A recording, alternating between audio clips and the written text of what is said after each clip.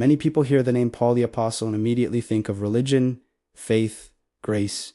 But if you actually read what he wrote, you start to realize he was dealing with something much more practical. Roi du peuple, even after being loved, even after wanting to be understood, still end up making life harder for one another. That is the strange part, because a lot of broken relationships do not come from a total absence of love. Very often, they come from the opposite. People have been loved. They know kindness matters. They know understanding matters. And yet once real life begins to press in, they still become more impatient, more guarded, more quick to judge, until they fall back into mutual exhaustion. And this is where Paul becomes much sharper than people expect.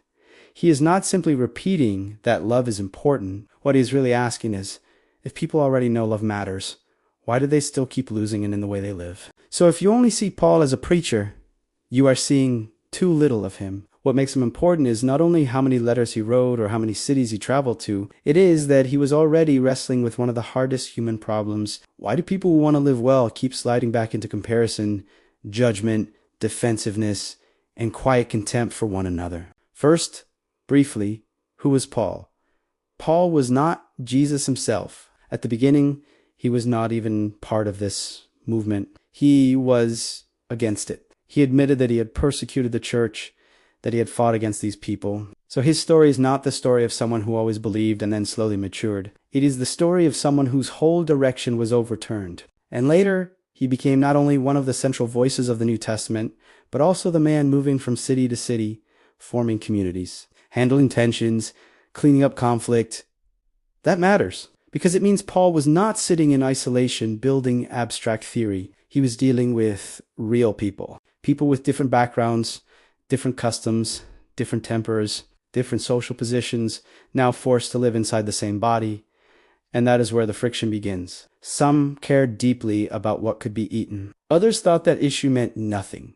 Some felt more free. Others thought that freedom had gone too far. Some thought too highly of themselves. Others looked down on others. People said they believed the same truth, but once life became concrete, they still divided into insiders and outsiders, higher and lower, the ones who mattered and the ones who did not.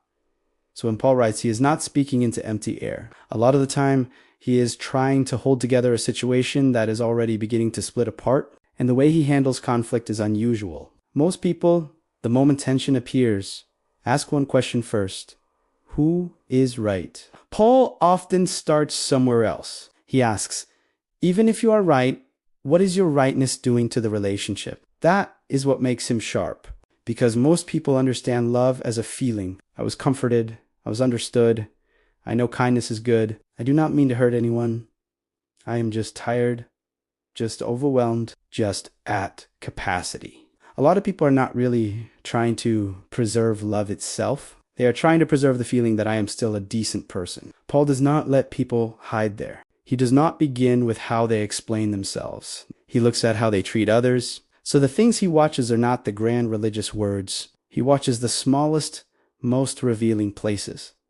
When difference appears, how do you react? When someone makes you uncomfortable, how do you react? When you clearly have the right to insist on your own way, are you willing to restrain yourself a little for the sake of the bond? When someone is struggling, do you immediately become irritated? When someone is weaker, slower, messier, do you quickly turn them into a fixed type in your mind? At bottom, what Paul keeps dealing with is why people relapse so as. Because he sees something clearly.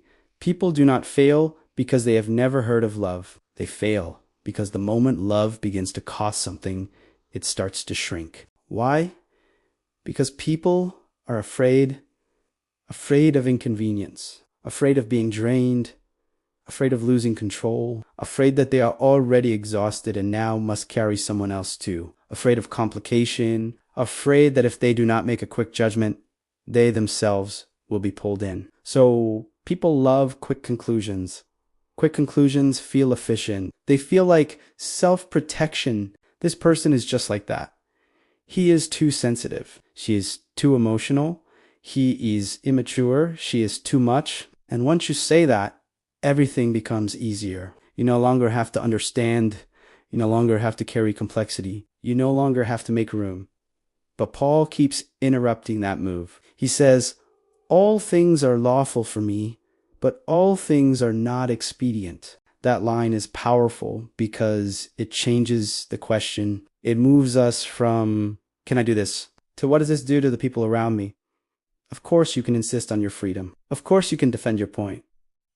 Of course you can say you are right. But the question is not only whether you can, the question is whether it is worth it. Is your correctness bringing people closer or pushing them further away? That feels very modern because this is exactly where people still get stuck. You are direct. Someone else is sensitive. You think you are being efficient. Someone else is carrying the emotional cost. You think, I did not even say anything false. But the relationship is already getting colder, and most people still respond the same way. That is their problem. They are too fragile, too difficult, too much. Paul does not let you escape that quickly. He keeps pressing. Maybe you could say it that way. But what it's saying it that way due to the other person. And once you bring that into intimacy, the question becomes heavier still. Because in close relationships, the problem is often not that one person is obviously evil. It is that both people feel more wronged than the other. I am already tired. Why do I have to bend again? I've already done so much. Why is it still unseen? I was only expressing myself. Why do you call it attack? I just wanted space. Why do you call it withdrawal? On the surface, this looks like communication failure. But underneath it is often this. Both people are guarding their own case, and neither wants to yield anything for the sake of the bond itself. So when Paul says, charity suffereth long and is kind, people often hear softness. But it is not soft. It is demanding, because he is not saying you should become numb. He is saying, when someone does not move at your pace, do not immediately harden. Do not immediately define them. Do not turn one painful moment into a final verdict on the entire person. Patience is not the absence of feeling. It is feeling something strongly without using that feeling to condemn the relationship at once. And kindness is not weakness. It means that when someone is not at their best, you do not instantly turn them into your burden. But more simply, love is not first an ability to express yourself. It is first an ability to restrain yourself. But for Poe, even that is not enough. The harder step is this. Are you willing not only to hold yourself back, but to help carry someone else?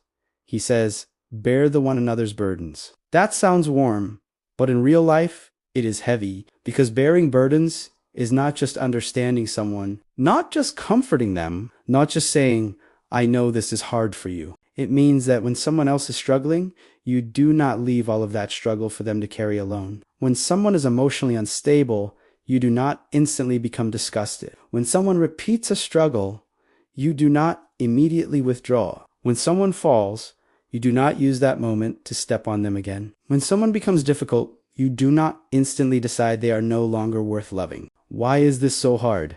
Because it costs. It costs chimi. It costs patience. It costs emotional capacity. It costs comfort. It costs the fantasy that good relationships should always feel smooth. It forces you to accept that people do not become whole the moment they understand something. And this is what Paul keeps asking.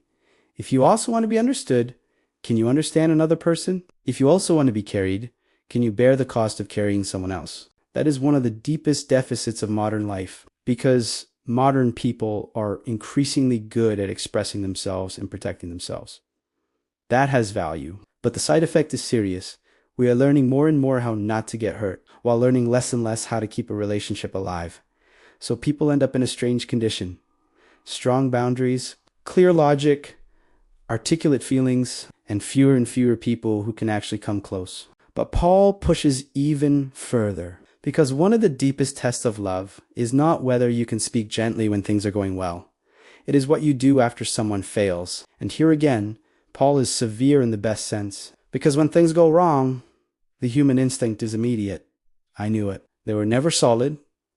This is exactly who they are. Do not trust them again. Why do people love final judgments so much? Because final judgments are efficient, they are isafi. Once you turn a person into a fixed identity, you no longer have to carry ambiguity. But Paul keeps telling these communities, do not rush to define a person by their worst moment. Do not let one fall become their permanent name. He says, be not overcome of evil, but overcome evil with good. That line is powerful not because it sounds noble, but because of what it demands. It means when someone else has already withdrawn, you do not immediately withdraw too. When someone else has already hardened, you do not harden further. When someone else falls back into an old pattern, you do not let that become permission for you to fall back into yours. This is not the absence of judgment. It is not the absence of boundaries. It is the refusal to let one wrong act decide forever who a person is.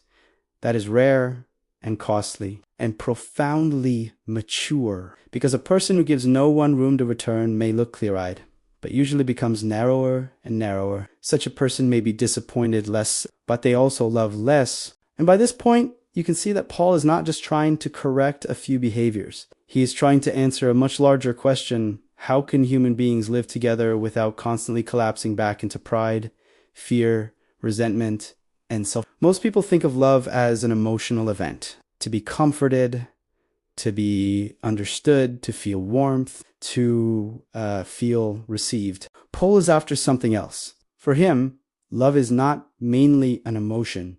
It is a way of life. When difference appears, can you restrain yourself a little? When the relationship tightens, can you protect the bond instead of only protecting your position? When someone becomes heavy, can you carry part of that weight? When someone falls, can you still leave room for return? This is what Paul is doing again and again. He is taking a word as large as grace and forcing it back into ordinary life, inch by inch, because he already understood something that is still true now. People do not fail because they have never heard what is good. They fail because even after hearing it, they drift back into comparison, back into defensiveness, back into irritation, back into quick judgment, back into, as long as I am not wrong, I am fine. And that is why Paul still matters now. Not only as a religious figure, but as someone who understood a permanent feature of human life. In some ways, our age is even worse at this. Everyone is tired. Everyone is busy. Everyone is everyone is increasingly protective of their own emotional space. And because of that, it becomes easier and easier to treat other people as burdens, complexity as inconvenience, and relationship itself as a low-level form of mutual defense. So why does Paul still carry force? Because he saw something that is still painfully true. Many people mistake love for being moved, but feeling moved does not last. Unless love enters conduct, restraint, burden, and the ordinary pressures of life, it will collapse the moment life becomes costly. So if I had to give one final judgment on Paul, it would be this. He is not just a man talking about grace. He is one of the sharpest diagnosticians of why human beings keep losing love, even when they know it is good. Because he saw early that the real difficulty was never simply ignorance. It was this.